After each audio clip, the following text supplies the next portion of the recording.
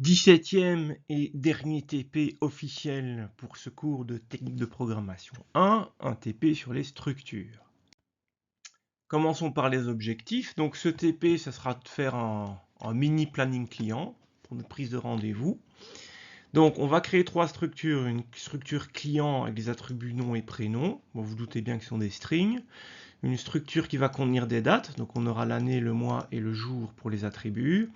Et une structure rendez-vous qui va elle-même avoir deux attributs de type structure, donc un attribut de type client et un attribut de type date. Car oui, on peut faire des structures de structure de structure de structure, il n'y a pas de problème.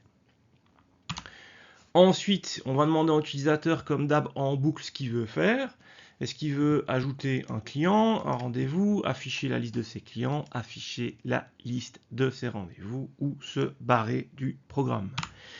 Et alors, petite info, la liste des rendez-vous devra toujours être triée, donc du rendez-vous au plus tôt vers le rendez-vous au plus tard. Voyons maintenant ce que pourrait donner l'exécution du programme. Donc, on pose en boucle la question au Gugus. N pour un nouveau client, R pour un nouveau rendez-vous, A pour afficher ses rendez-vous, C pour afficher ses clients, ou s'il veut quitter, il n'a qu'à appuyer sur Q. Le Gugus, il appuie sur R pour afficher, encoder un nouveau rendez-vous, sauf que ce gland a oublié qu'il n'y avait pas de client, donc on ne voit pas trop avec qui il veut prendre un rendez-vous. Donc on a le message suivant qui est affiché, il ne peut pas prendre rendez-vous. Bon, bah alors il dit OK, je vais encoder un client, il appuie sur N, et donc on lui demande quel est le nom du client, c'est Pink, quel est le prénom, c'est Sarah. OK.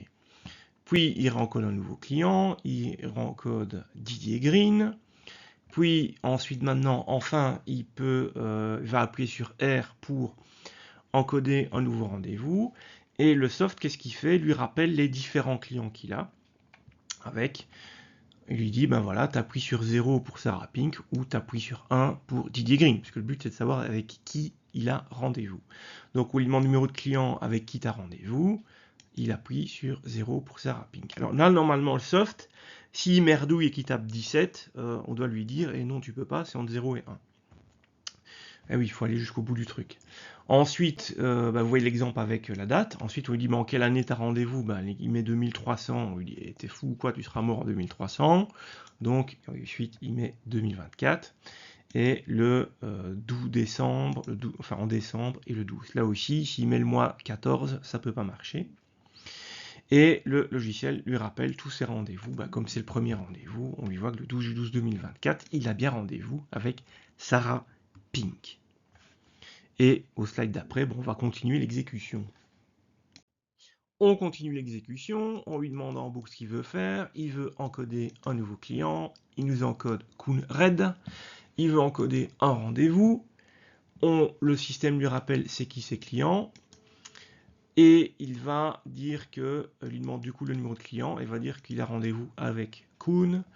Il encode la date correctement, et le système lui rappelle ses différents rendez-vous, et c'est d'office trié. Vous voyez que le rendez-vous de Kuhn, il s'est mis avant l'ancien rendez-vous qu'il avait avec Sarah. Puis on continue à demander ce qu'il veut faire. Il appuie sur A pour afficher ses rendez-vous. Pouf, on lui affiche ses rendez-vous. Il appuie sur C pour afficher ses clients. Et puis à un moment donné, il appuie sur Q pour se barrer. Voilà ce que le programme doit faire. Ah oui, c'est le TP qui achève ce cours. Donc normalement, il est logique que ce soit un gros TP. Passons à l'ordinogramme. Donc dans notre code, on a quoi? On aura une liste de rendez-vous qui sera de taille variable, donc on va utiliser un vecteur. Pareil pour les clients. Et quoi? C'est bêtement la touche qu'il a tapotée au clavier, s'il veut prendre un rendez-vous, afficher ses clients, etc. Donc on lui demande d'encoder quoi, tac, c'est ce qu'il fait, et puis on va switcher sur cette fameuse touche. Vous voyez qu'ici, c'est pas, je teste pas la valeur de quoi, enfin je dis pas quoi plus petit que machin, c'est un switch. Donc le cas par défaut, il est là. Si le mec, il n'a pas tapé la bonne touche, on lui affiche un message d'erreur. Et on va recommencer, donc on va boucler si la touche qu'il a tapée était différente de Q. Si c'est différent de Q, c'est qu'il ne veut pas quitter, donc on remonte et on lui repose la question « Qu'est-ce que tu veux faire ?» Voilà. Si à un moment donné, je vois j'en ai plein le cul, je me barre, il appuie sur Q, on lui dit A+, et la touche vaudra Q, enfin ne sera pas différente de Q, et donc on se barre du programme. Imaginons qu'il n'a pas appuyé sur Q, donc il a appuyé sur C pour afficher ses clients, et donc on va appeler un sous-programme, donc une fonction qui servira à afficher les clients. S'il veut afficher ses rendez-vous, pareil, on aura une sous-fonction pour afficher les rendez-vous. S'il veut encoder un nouveau client, on aura une sous-fonction pour l'encodage d'un client, et on ajoutera ensuite ce client dans notre vecteur de client. S'il veut encoder un nouveau rendez-vous, on va vérifier qu'il a bien des clients. S'il n'a pas de clients, on lui affiche un beau message d'erreur. Et s'il a des clients, on appelle la fonction qui crée un rendez-vous. Et ce rendez-vous, on va le récupérer et l'ajouter dans notre vecteur de rendez-vous, puis trier ce fameux vecteur. Et tant qu'à faire, on réappellera une fois la fonction d'affichage de rendez-vous. Car rappelez-vous, quand il encode un rendez-vous, après on lui rappelle c'est quoi tous ces rendez-vous. Et donc l'avantage de travailler avec des fonctions, je vais coder ça dans une fonction à un seul endroit, et dans mon main, vu que j'ai besoin à deux endroits du même truc, je vais simplement appeler cette même fonction à ces deux endroits différents. Comme on a saucissonné le TP en différents morceaux avec des fonctions, vous allez voir que le corriger n'est pas si compliqué que ça finalement. Et donc on a d'abord nos trois structures, donc là, comme demandé, la structure date, la structure client et la structure avec les rendez-vous, qui est composée de deux attributs eux-mêmes qui sont de type structure. Donc un rendez-vous, c'est un client et une date. Alors j'ai pas mis tout le main, le but c'est de voir le contenu du switch, donc on a demandé à l'utilisateur ce qu'il veut faire, et ça c'est à l'intérieur d'un do while, et donc le contenu de notre switch le voilà. Donc si le gars il veut afficher ses rendez-vous, je vais appeler la fonction d'affichage de rendez-vous et je lui envoie mon vecteur de rendez-vous. Alors ici j'ai ce qui précède tout ça, j'ai la déclaration de la touche sur laquelle il appuie, je stocke ça dans quoi, et j'ai un vecteur de client et un vecteur de rendez-vous dans le main. Donc j'envoie ma liste de rendez-vous à la fonction qui va alors faire un joli affichage. S'il appuie sur C, c'est pareil mais avec des clients, donc j'envoie ma liste de clients qui fait un bel affichage. Si c'est N, ça veut dire qu'il veut créer un nouveau client. Donc j'appelle ma fonction nouveau client. Et cette fonction va me renvoyer un truc de type client. Donc ça va renvoyer un résultat qui sera une structure de type client. Résultat que je vais pouvoir du coup ajouter avec pushback dans mon listing de clients. Voilà. Vous pouvez même écrire ça en deux lignes, mais bon, je l'ai fait en une ligne. Et c'est tout, dans le main, il n'y a pas besoin de faire plus. Comment ça fonctionne? Ça, il suffit d'aller voir dans la fonction nouveau client. Si c'est un nouveau rendez-vous, je rappelle qu'il fallait faire un test, vérifier si le mec a des clients. Comme mon listing de clients, c'est un vecteur, il suffit que je fasse client.size. Je regarde si c'est plus grand que 0. Si c'est le cas, je peux ajouter un client. Si ce n'est pas le cas, je lui mets un message d'erreur. Donc, imaginons qu'il a déjà des clients. C'est la même chose que pour le nouveau client. J'appelle ma fonction de nouveau rendez-vous. Sauf que pour pouvoir créer un nouveau rendez-vous, il y a besoin de savoir c'est quoi les clients. Donc, j'envoie à cette fonction mon listing de clients. Cette fonction va renvoyer un résultat de type rendez-vous. J'essaye avec la souris, c'est pas facile, voilà. Que je vais pouvoir ajouter alors le résultat renvoyé par la fonction dans mon listing de rendez-vous. Puis, je rappelle que mes rendez-vous doivent être triés. Donc, je trie mon vecteur de rendez-vous et j'ai créé une fonction dédiée au tri, parce que le C++, il ne sait pas c'est quoi, comment trier les rendez-vous, et qui va donc pouvoir trier des éléments de type rendez-vous. Et ensuite, on devait rappeler c'est quoi tous les rendez-vous, donc je demande ma fonction d'affichage de rendez-vous auquel j'envoie mon listing de rendez-vous. Voilà, et puis il y avait les deux autres cas de figure, où s'il appuie sur Q, on lui dit à plus, voilà, et si le cas par défaut, on lui dit que c'est un Google et qu'il s'est gouré de touches. Ça c'est le main.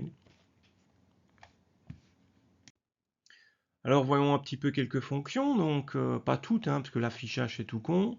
Donc le nouveau client, là voilà, donc cette fonction renvoie un résultat de type client. Donc à l'intérieur, je crée temporairement un nouveau client. Je monte à j'affiche nom pour que l'utilisateur comprenne qu'ils doivent encoder le nom du client. Je ne fais pas un cin classique parce que donc nom c'est un string, mais s'il y a des espaces ou des choses comme ça dans le nom du Gugus, les cin classiques ça buguait. On avait vu ça dans les premiers chapitres. Donc j'utilise cette façon-ci d'encoder le string avec l'instruction getLine. Pareil pour le prénom. Et je renvoie alors mon client comme réponse de fonction. Pour le nouveau rendez-vous, pareil, c'est un nouveau rendez-vous qui renvoie du coup une réponse de type rendez-vous. Par contre, en input, j'ai mon listing de clients. Alors ici, j'ai mis une référence, j'étais pas obligé. Voilà, je l'ai mis parce que point de vue performance, c'est mieux. Mais bon, ça évite de dupliquer tout. Mais ça, c'est voilà. Vous voyez qu'on peut faire des références de vecteurs, mais ça, on l'avait déjà vu. Bref, donc, même principe, je crée un nouveau rendez-vous. J'affiche le listing des clients. Donc ça, c'est une autre fonction. Parce que le gars doit savoir c'est quoi ses clients. Du coup, ensuite, j'ai utilisé une autre fonction qui est CINCheck. Pourquoi? Parce que le but, c'est que si j'ai des clients de 0 à 4, il ne peut pas encoder 7. Donc, je vais à chaque fois devoir tester s'il encode la bonne valeur, etc. avec des do while. Et donc, pour éviter que dans le nouveau rendez-vous, j'ai 100 lignes de code, j'ai créé une petite fonction qui reçoit un string qui est la question qu'on pose à l'utilisateur et qui sont les plages. Donc, si le mec il doit encoder par exemple le mois, bah, il doit encoder une valeur entre 1 et 12. Et donc, je l'enverrai ici comme minimum 1 et comme maximum 12. Et là, je demanderai le mois. Donc, imaginons justement que c'est le mois. Dans cette fonction-ci, c'est un do while, où j'affiche le mois, donc ce que j'ai reçu là. Imaginons que c'est la chaîne de caractères mois. Le gars, il tapote une valeur numérique. Et je regarde si c'est bien dans les bonnes plages. Si c'est pas dans les bonnes plages, je lui affiche une erreur. Et je recommence ma boucle.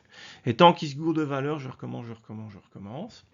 Et une fois que c'est bon, je renvoie la valeur que le mec a tapotée à l'endroit du code qui a appelé la fonction CINCheck. Et donc c'est pour ça qu'ici, j'affiche mes clients. Imaginons que j'ai 4 clients, donc ce sera les clients de 0 à 3. Et donc j'appelle CINCheck, je demande numéro de client, ça démarre à 0. Un maximum, nombre de clients moins 1, donc de 0 à 3 s'il y a 4 clients. Ça va donc appeler cette fonction, le mec va taper une valeur entre 0 et 3, je la récupère, et je sais alors que mon client dans mon rendez-vous, donc C c'est pour client, ça sera le client numéro X. Puis ensuite, je demande en quelle année est le rendez-vous, quel mois est le rendez-vous, quel jour est le rendez-vous, et donc j'ai créé mon rendez-vous qui contient un client et une date. Et je renvoie ce rendez-vous à la fonction main qui a appelé la fonction nouveau rendez-vous. Voilà, ceci clôture donc le corrigé du TP17 et du dernier TP de ce cours. Et donc cela clôture les vidéos.